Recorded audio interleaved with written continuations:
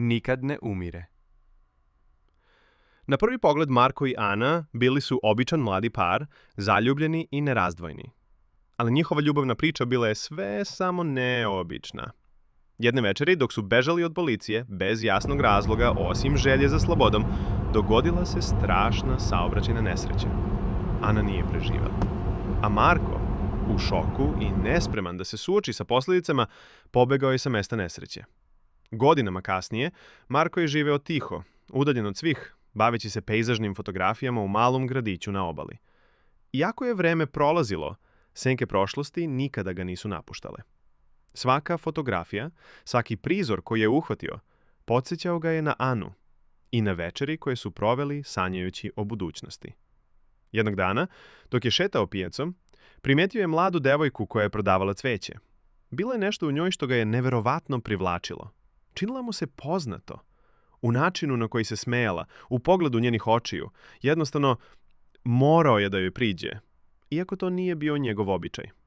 Prišao joj je i pomalo smotano započeo je neobavezan razgovor, zagodan u njene oči, i odmah je osjetio neverovatnu vezu i nešto što ga je jako privlačilo.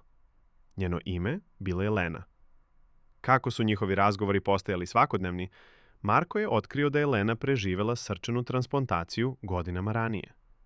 Nije mu trebalo dugo da shvati da Anino srce kuca u njoj. Marko nije znao kako da objasni Leni svoju priču, kako da iskaže svu tugu, ljubav i čežnju koju je osjećao. No s vremenom, njihov odnos je rastao na temeljima neobjašnjivog razumevanja i zajedničkog gubitka koji su oboje osjećali. Markova ljubav prema Leni nije bila ista kao ona koju je osjećao prema Ani. Bila je različita, ali podjednako duboka i iskrena. U njenoj prisutnosti našao je mir koji je dugo izbegavao i konačno je mogao da oprosti sebi za prošlost. Njihove nove priče nisu bile o prošlosti, ali su se dva srca, koje su dugo kucala u istom ritmu, jednostavno nastavila tamo gde su nekad davno stali. Život se nastavlja na najneočekivanije načine.